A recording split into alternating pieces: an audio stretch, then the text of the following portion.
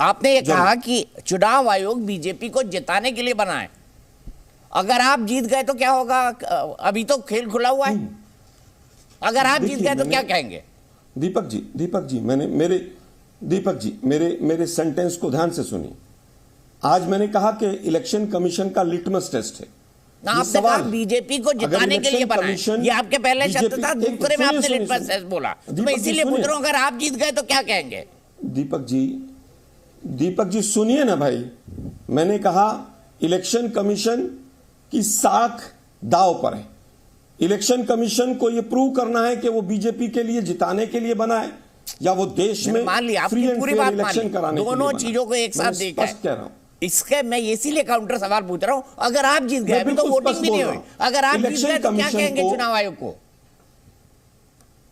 देखिए मैं हार और जीत की बात नहीं कर रहा, जीत कोई भी सकता। आपने सीधा आरोप लगाया चुनाव आयोग जिताने के लिए बनाए। हमें पूरा भरोसा, हम जीत रहे हैं। एक मिनट सुनिए ना भाई, दीपक जी सुनिए ना।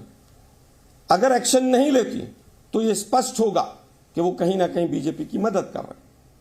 उसके बाद भी अगर नहीं जीतते हैं तो जनता का आभार व्यक्त करेंगे हम। लेकिन इलेक्शन कमीशन को जो आज हमने कंप्लेंट दी है रणदीप सुरजेवाला जी के माध्यम से, मुझे लगता है कि इस पर संज्ञान लेना चाहिए। ठीक है। आज अगर आप हनुमान चालीसा के ऊपर बैन कर रहे हैं इलेक्शन कमीशन महोदय, तो 4 दिन से जो चल रहा था, जो मोदी जी अपना कमल का फूल लगाकर और जय बजरंगबली के नारे लगाते थे इलेक्शन स्पीच में, इलेक्शन कमीशन उसको जस्टिफाई कैसे करेगा? आज सवाल है ये, और ये कांग्रेस के नहीं, ये कांग्रेस के प्रवक्ता के नहीं, ये देश की जनता के सवाल है। ठीक है, मैं सुधांशु जी से यही सीधा सवाल लेता हूं। चुनाव कल समाप्त होगा। आलोक जी इसी सवाल से आपने एक सवाल उठाया है, और सवाल क्या है? सवाल ये है बचानी चाहिए। क्या प्रधानमंत्री नरेंद्र मोदी अगर ये कहें कि एक बटन बजरंग बली के नाम पर दबाइए, सुधांशु जी ये वोट मांगना नहीं हो गया धर्म के आधार पर?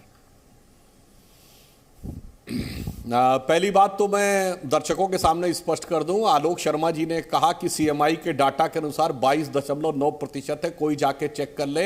अप्रैल में उन्होंने बताया अनएम्प्लॉयमेंट रेट मार्च के मुकाबले बढ़ी है, 7.3 से बढ़कर 8.1 हुई है। ये कुछ भी मत बोल दिया करिए। 22.9% अनएम्प्लॉयमेंट रेट पर तो हाहाकार मच जाएगा देश में।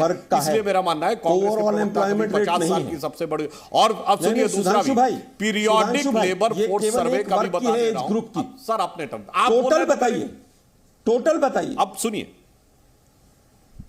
अरे मैं बोल रहा हूं, अब पूरी बात होने दीजिए, बताइए। अरे तोड़ नहीं रहा हूं, पूरी बात होने दीजिए। एक ही आंकड़ा अनकंफर्टेबल आया, दर्शक जाके चेक कर सकते हैं, आप बीच में डिस्टर्ब करने लगे। मैंने नहीं किया था। अब मैं अपनी बात पूरी कर लूं। अब मैं एक और बात बताता हूं। सीएमआई का जो आंकड़ा होता है वो हर महीने का एक एम्पिरिकल आंकड़ा होता है, क्योंकि 140 करोड़ के देश में किसी संस्था के पास वो हैसियत नहीं है कि 140 करोड़ का डाटा वो 15 दिन में इकट्ठा करके उसका एनालिसिस करके दे दे। तो एक पीरियोडिक लेबर सर्वे है जो क्वार्टरली आंकड़ा देता है। जो क्वार्टरली लास्ट आंकड़ा 2022 के लास्ट क्वार्टर का है वो 7.2 था, और पीरियोडिक लेबर सर्वे ने मैन्युफैक्चरिंग सेक्टर में कहा था 4.1 पे आया था। इसलिए पहली बात तो मैं ये स्पष्ट कर दूं, क्योंकि कभी कांग्रेस वाले कहने लगते 50 साल की सबसे बड़ी बेरोजगारी, 50 साल की सबसे बड़ी महंगाई, कभी कुछ भी कहने लगना। तो मेरे विचार से आज इस इंटरनेट के युग में कोई भी बात थोड़ी गंभीरता से कहनी चाहिए। अब आता हूं बजरंग बली पे ऊपर। हम एक बात कहना चाहते हैं दीपक जी, संविधान निर्माताओं ने जब संविधान बनाया था, जो राजेंद्र बाबू से लेके बाबा साहब अंबेडकर का सिग्नेचर किया हुआ संविधान की मूल प्रति रखी है, उसमें 10-12 प्रमुख चित्र हैं। उसमें एक चित्र बजरंग बली का भी है। तो मतलब बजरंग बली सांप्रदायिक हैं, इसलिए बाबा साहब अंबेडकर के संविधान में बजरंग बली का चित्र है। अब मैं दीपक जी और कहना चाहता हूं, अभी ये लोग बहुत गलवान घाटी की बात करते हैं जहां हमारे 20 सैनिक बलिदान हो गए थे, और चाइना के तो 50 से 60 हुए थे। चाइना ने एक को माना नहीं।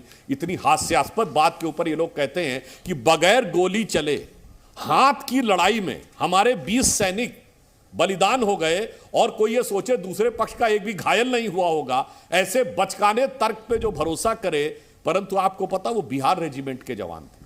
बिहार रेजिमेंट का युद्ध उद्घोष क्या है? बजरंग बली की जय। वो सांप्रदायिक है क्या? यही समस्या है।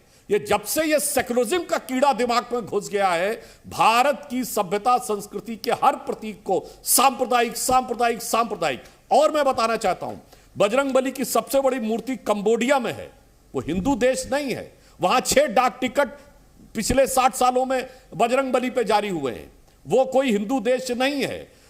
पूर्व पश्चिम में चले जाइए, एक देश है होंडुरास, लैटिन अमेरिका में। अभी मैं दर्शकों से कहता हूं, जाके मोबाइल पे चेक करिए, इंटरनेट पे, the lost city of monkey God.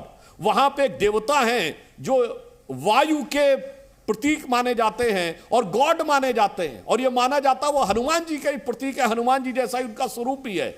इतना व्यापक स्वरूप संविधान नेताओं ने रखा, हमारे बलिदानी सैनिकों का युद्ध घोष, मगर चंद कट्टरपंथियों को संतुष्ट करने के लिए ये हर चीज को सांप्रदायिक कहेंगे। मैं तो कहना चाहता हूं, मुझे हंसी आती है कि ये वो पार्टी जिसने खुद कहा कि हमने संविधान लिखा था। तो नेहरू जी गलत थे, डॉक्टर राजेंद्र प्रसाद गलत थे, बाबा साहब अंबेडकर गलत थे, सरदार पटेल गलत थे, हमारे सैनिक गलत है, मगर एकमेव अद्भुत ज्ञान के आविर्भाव से प्रकट हुए श्री राहुल गांधी जी और उनके समस्त भक्तगण जो आज चुनाव आयोग को ज्ञान दे रहे हैं, वह सही है। यह मैं दर्शकों के विवेक पे छोड़ता हूं। ठीक है, आलोक शर्मा जी बताइए भाई, ये तो संविधान में है बजरंगबली की तस्वीर, और बजरंगबली एक बहुत व्यापक, मतलब एक सोच है हमारे यहाँ। और आप भी, मुझे पता है, हनुमान चालीसा पढ़ते हैं, तिलक हमेशा लगा के रखते हैं। व्यापक हैं। देखिए बजरंगबली व्यापक हैं, बजरंगबली के ऊपर किसी को आपत्ति नहीं, लेकिन क्या किसी भी जाति, धर्म या किसी भी ऐसी चीज के ऊपर जो हमारे संविधान के विपरीत जाती हो, क्या उस चीज के ऊपर हम नाम पर वोट मांग सकते हैं? क्या हम जाति और धर्म के नाम पर वोट मांग सकते हैं? क्या जाति और धर्म के प्रतीकों के नाम पर वोट मांग सकते हैं?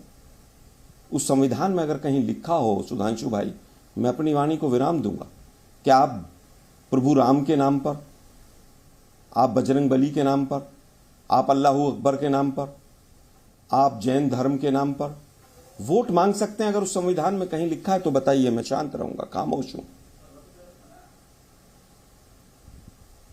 बोलिए सुधांशु जी, आप ही का इंतजार कर रहे हैं। बोल दूं? आप? हाँ जी, बिल्कुल बोलिए। बताता हूं।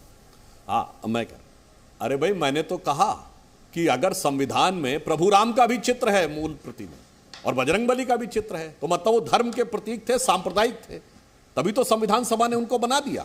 ये अद्भुत ज्ञान 70 साल बाद कहां से आया? और दूसरा, आपने कहा अल्लाह अकबर के नाम पे, बिल्कुल जनाब, एक पार्टी है इस देश में जिसका नाम है मजलिसे इत्तिहादुल मुसलमीन, जिसके के साथ मिलकर आप सरकार बना चुके हैं अविभाजित आंध्र प्रदेश में, जो कहती है मुसलमानों की एकता को समर्पित हूं।